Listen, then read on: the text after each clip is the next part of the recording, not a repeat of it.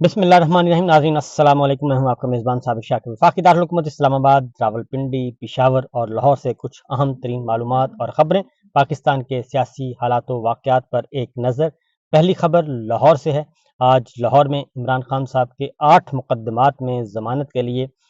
درخواستوں کی سماعت تھی۔ آج سلمان صفدر صاحب نے اپنے دلائل مکمل کر لیے، اور جو وکیل مخالف ہیں، سرکاری وکیل، انہوں نے کہا جی ہمیں وقت دیا جائے، اور انہیں وقت مل گیا، اور اب منڈے تک معاملہ چلا گیا ہے۔ منڈے کو، پیر کے روز، سرکاری وکیل آرگومنٹ کریں گے، اور اس کے بعد فیصلہ کیا جائے گا عمران خان صاحب کے 8 مقدمات میں ضمانت سے متعلق۔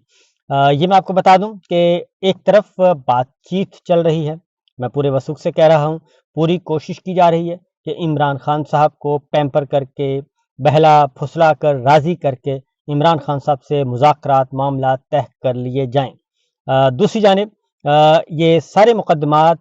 ضمانت پر رہائی اور یہ ساری کی چیزیں، یہ پیرالل چل رہی ہیں، کیونکہ پس پردہ بہت کچھ ہو رہا ہے، پس چلمن بہت کچھ ہو رہا ہے۔ لہذا ان مقدمات کی درخواستوں کا فیصلہ جو ہے، یہ آج ضمانت پہ رہائی کا فیصلہ عمران خان صاحب کا، یہ بھی اب اگلے ہفتے چلا گیا ہے۔ اس کا مطلب ہے کہ آئندہ ہفتے تک، یہ درمیان میں جو 3-4 دن آپ کو ملیں گے، اس دوران گفت و شنید ہوتی رہے گی۔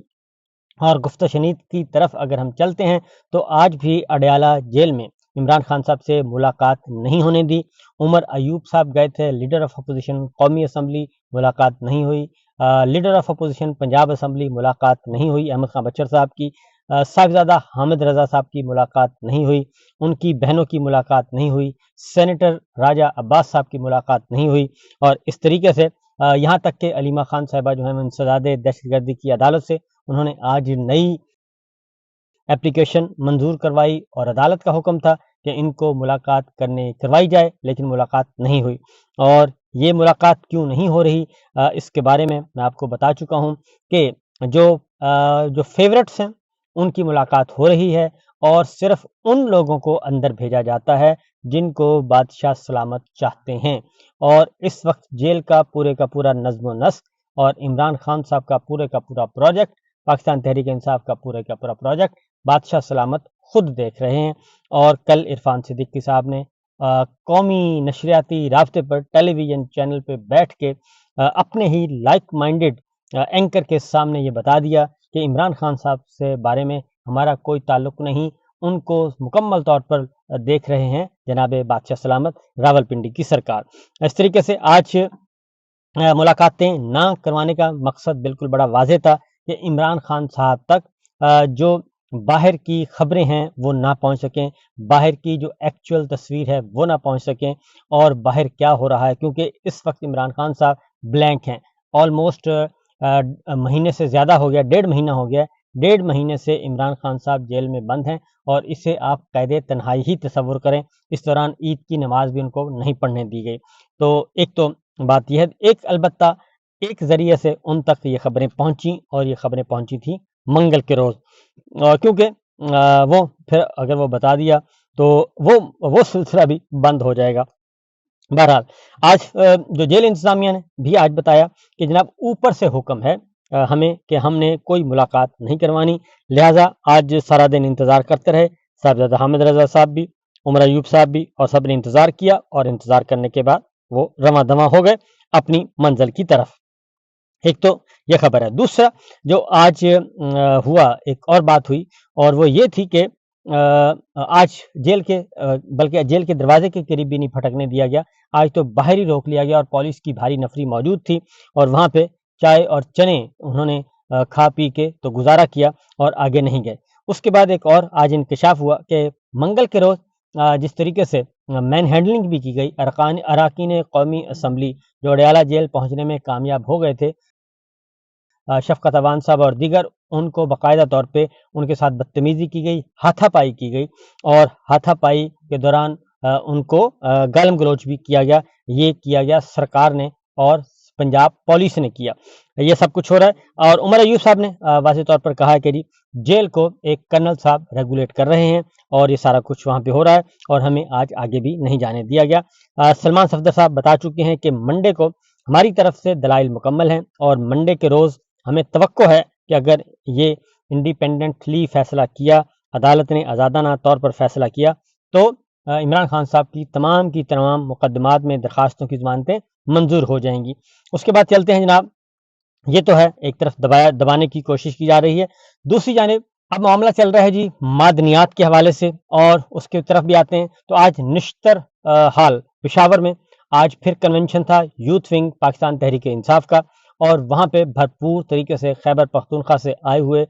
نوجوانوں نے شرکت کی ہے، اور ان کا ایک ہی مطالبہ تھا، ایک ہی بات تھی، اور انہوں نے واضح طور پر کہا کہ ہم عمران خان صاحب کی کال پر کا انتظار کر رہے ہیں، جیسے ہی عمران خان صاحب کی کال آئے گی ہم سب عمران خان صاحب کی رہائی کے لیے آگے بڑھیں گے۔ اور البتہ انہوں نے ایک مطالبہ کیا ہے، اور وہ مطالبہ یہ ہے کہ جب تک عمران خان صاحب رہا نہیں ہو جاتے اور عمران خان صاحب کی طرف سے کوئی پالیسی بیان نہیں آ جاتا، اس وقت تک جو ہے منرلز کے متعلق، جو معدنیات سے متعلق ایکٹ ہے، منرل ایکٹ جو ہے، اس کو منظور نہ کیا جائے خیبر پختونخوا۔ کیا کہا انہوں نے، میں آپ کو سنوا دیتا ہوں تاکہ آپ کو بھی اندازہ ہو سکے۔ یہ منرل ایکٹ منظور ہے، کیا آپ کو منظور ہے؟ آپ کی آواز نہیں آ رہی، کیا آپ کو منظور ہے؟ اگر نہیں منظور تو ہم خیبر پختونخوا حکومت کے اپنے وزیر اعلیٰ جس کے اوپر ہمارے خان صاحب کا اعتماد ہے ان سے درخواست کرتے ہیں، تمام اسمبلی کے ممبران سے درخواست کرتے ہیں اس پلیٹ فارم سے کہ جیسے خان صاحب کی ہمشیرہ علیمہ خان نے کہا ہے کہ خان صاحب کی رہائی تک اس ایکٹ کو مسترد کرے اور اس کو منظور نہ ہونے دے۔ اس کے علاوہ ہمارے سیکرٹری جنرل بیرسٹر سلمان اکرم راجہ صاحب نے کل جو کہا ہے، لہذا ہم بھی اس فورم کے ذریعے اپنی حکومت سے اور اپنے تمام خیبر پختونخوا اسمبلی کے پارلیمنٹیرین سے درخواست کرتے ہیں کہ یہ کسی صورت بھی آپ نے منظور نہیں کرنا۔ تو یہ جناب عرفان سلیم صاحب انہوں نے کہا جی کہ یہ ایکٹ منظور نہیں ہونا چاہیے جب تک کہ عمران خان صاحب رہا نہیں ہو جاتے اور عمران خان صاحب کی طرف سے پالیسی بیان نہیں آ جاتا۔ اس کے بعد اگلی جو ہے جی وہ ہے نوجوانوں کو انہوں نے کہا کہ تیار رہیں، اور ملک عدیل اقبال صاحب نے کہا، انہوں نے کہا جی کہ نوجوان تیار ہو جائیں، عمران خان کی کال کا انتظار کریں، جیسے ہی عمران خان کی کال آئے تو ہم سب اپنی منزل کی جانب ہمیں نکلنا ہوگا، اور عمران خان صاحب کو رہا کروائے بغیر واپس ہم نے نہیں لوٹنا۔ یہ اس وقت پشاور میں مومنٹم ایک بنایا جا رہا ہے، پیرالل ایک تحریک تیار کی جا رہی ہے، اور اس کا بیڑا اٹھایا تھا جی مراد سعید صاحب نے۔ اس طریقے سے معاملات جو ہیں وہ بڑے کروشل ہیں، اور بات چیت ایک طرف، میں بات چیت کی طرف بھی آتا ہوں کیونکہ جیل کے اندر بہت زیادہ پروگرام اس وقت ایکٹیویٹی چل رہی ہے۔ اب آتے ہیں جی ایک اور خبر کی طرف، اور وہ خبر ہے کہ امریکہ کی نظریں، کیونکہ یہ معدنیات کا معاملہ جو ہے وہ امریکہ کی نظریں اس وقت پاکستان کی معدنیات پہ ہیں، کیونکہ یوکرین کی لڑائی جو بند کروائی، تو یوکرین کی لڑائی بند کروانے میں امریکہ نے، ٹرمپ نے یوکرین سے معدنیات کے بارے میں سودا کیا، زیر زمین خزانہ، زیر زمین ذخائر۔ تو اب امریکہ بہت ہی ڈائریکٹلی وہ یہ کہہ رہا ہے، ٹرمپ انتظامیہ براہ راست کہہ رہی ہے کہ ہمیں آپ اپنی معدنیات میں سے حصہ دیں، اور وہ ان کا ڈیلیگیشن بھی آیا ہوا ہے، 1 پوائنٹ ایجنڈا ہے۔ اور میں آپ کو بتا دوں کہ یہ صرف معدنیات کا مسئلہ نہیں ہے، بلکہ یہ اپنی وہاں پہ قیام چاہتے ہیں، امریکہ بلوچستان اور خیبر پختونخوا میں اپنا وہاں پہ پریزنس چاہتا ہے۔ ظاہر ہے امریکہ آئے گا تو پھر اس کو کس نے پوچھنا ہے، وہ پھر مائنز کی طرف آئے گا، منرلز کی طرف آئے گا، تو وہاں پہ اپنا سیٹ اپ بھی لے کے آئے گا۔ عالمی ذرائع ابلاغ اب یہ رپورٹ کر رہے ہیں، اور مجھے انتہائی ایک اہم ترین ذریعے نے بتایا کہ جو کہ باخبر ہے اور وہ سسٹم کے اندر بیٹھا ہوا ہے، اس نے بتایا کہ یہ جو معدنیات ہیں اس طوطے میں سب کی جان ہے، اور اگر پاکستان تحریک انصاف کی لیڈرشپ جو اس وقت باہر ہے، اگر اس نے اپنی معدنیات خیبر پختونخوا کی بچا لیں، کیونکہ باقی 3 صوبے لیٹ چکے ہیں، اور اگر خیبر پختونخوا کی علی امین گنڈا پور حکومت نے اس وقت ہمت کا مظاہرہ نہ کیا اور عمران خان صاحب کی رہائی نہ کروائی، تو یوں سمجھیں کہ یہ خیبر پختونخوا سے معدنیات لے کر یہ حوالے کر دیں گے SIFC کے، اور SIFC یہی معدنیات عمران خان صاحب کو جیل میں مستقل بند کرنے کے لیے یہ حوالے کر دیں گے امریکہ کے۔ تو یہ بہت ہی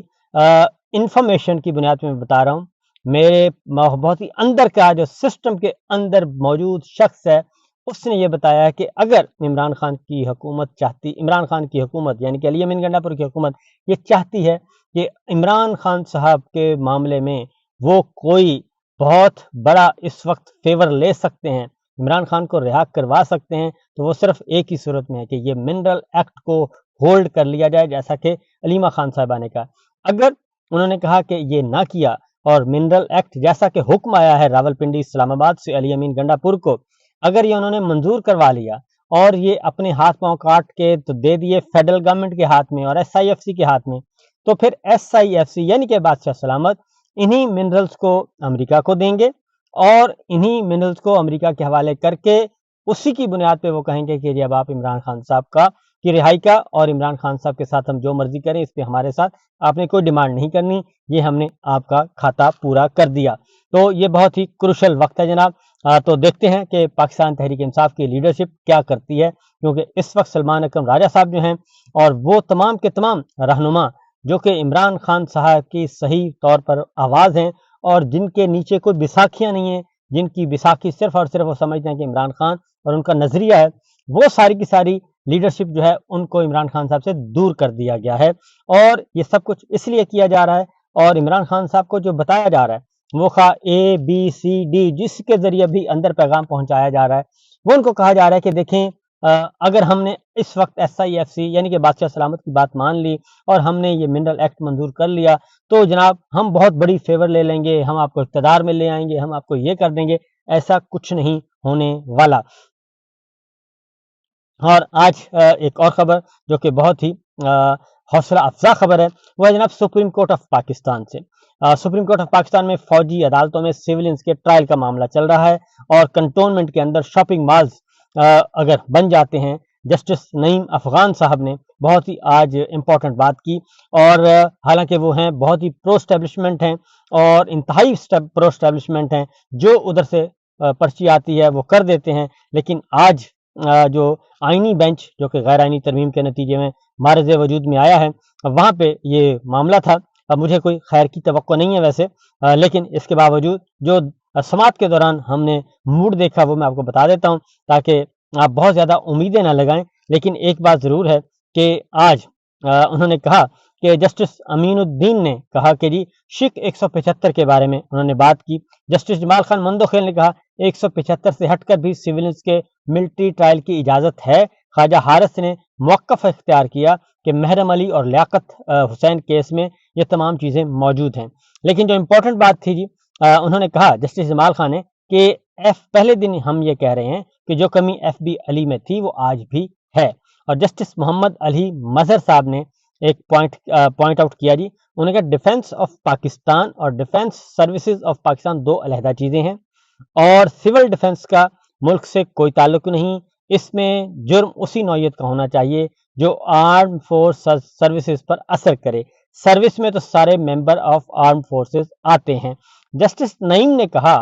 کہ ممنوعہ جگہ پر داخل ہونا بھی کیا خلاف ورزی میں آتا ہے؟ کنٹونمنٹ کے اندر شاپنگ مالز بن گئے ہیں،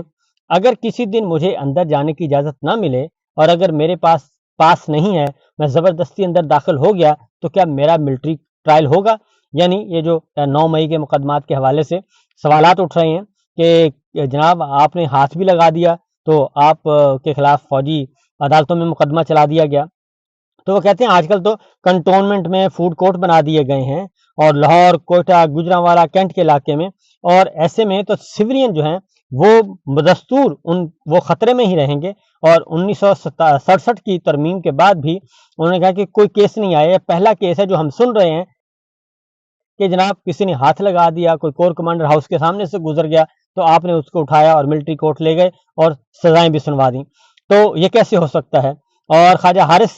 کے آرگومنٹ سے تو جسٹس محمد علی مظہر نے کہا کہ ممنوعہ جگہوں میں کون کون سی جگہ آتی ہیں، اس کی ذرا تعریف بھی پڑھ دیں۔ جسٹس جمال خان مندوخیل نے کہا کہ اگر ممنوعہ جگہوں پر جانے سے ملٹری ٹرائل شروع ہو جائے تو کسی کا بھی ملٹری ٹرائل کرنا بہت آسان ہوگا، कोयटा कैंट में तो आए रोज इस नौयत के झगड़े देखने में आते हैं। और जस्टिस मोहम्मद अली मजहर ने कहा कि कराची में 6 से 7 कैंट एरियाज हैं, वहां ऐसा तो नहीं है कि मरकजी शाहराहों को भी ममनुआ इलाका करार दे दिया गया है। जस्टिस हसन रिजवी ने कहा कि सुप्रीम कोर्ट के 5 से 6 जजेस क्लिफ्टन कैंट के रिहायशी हैं, वहां तो ममनुआ इलाका नोटिफाई नहीं हुआ। जस्टिस जमाल खान ने कहा मुझे एक मरतबा इजाजतनामा ना होने के सबब कैंट एरिया में दाखिल नहीं होने दिया गया था। और डिफेंस ऑफ पाकिस्तान की तारीफ में जाएं तो supreme court, parliament, railway station defence of Pakistan की तारीफ में आते हैं। पाकिस्तान में ऑफिशियल सीक्रेट एक्ट तो शुरू से मौजूद है, क्या मिलिट्री कोर्ट्स में ज्यादा सजाएं होती हैं इसलिए केसेस जाते हैं? तो आर्मी एक्ट दुरुस्त कानून है जब से ये ख्वाजा हारिस साहब ने कहा। तो उन्होंने कहा कि ये सारा कुछ